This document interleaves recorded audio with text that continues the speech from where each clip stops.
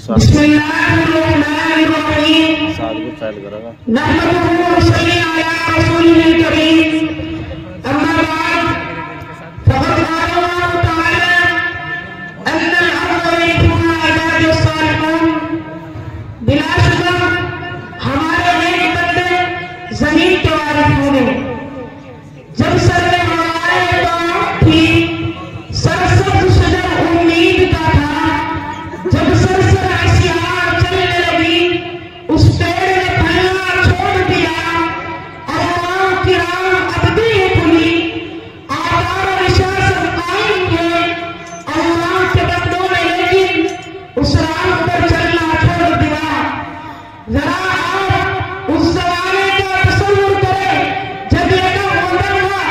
एक 40 साल इंसान ने इस्लाम की आवाज बुलंद की और सिर्फ 23 साल में वो आवाज इतनी दूर पहुंच गई कि तारीख उसकी मिसाल देने से कासिर है। और अभी एक सदी भी न गुजरी थी कि एक इंक़िलाब रोनमा हो गया। जो गरीब थे वो अमीर हो गए, जो बेचारे चरवाहे कहे जाते थे वो मसनद इक़्तिदार पर मुतमक्किन हो गए।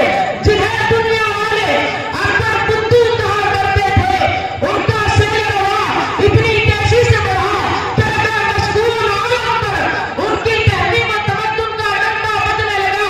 जो तालीम और तहरीम में पिछले समय में थे वो इमाम बन गए। उन्होंने ये साबित कर दिया कि कुरान का ऐलान अपनी जगह दुरुस्त था। अन्नल अर्ज़ यरिथुहा इबादुस सालिहून। बिलाशुबा हमारे नेक बंदे ज़मीन के वारिस होंगे। मुसलमानों के उरूज की दास्तान इतनी दिलचस्प, हौसला अफ़ज़ा और रूह परवर है कि आज भी उनको पढ़कर रोंगटे खड़े हो जाते हैं। अल्लाह इक़बाल ने क्या खूब कहा था, दस्त तो दस्त है दरिया भी न छोड़े हमने, दस्त तो दस्त है दरिया भी न छोड़े हमने, बेगरे ज़ुल्मात में दौड़ा दिए घोड़े हमने।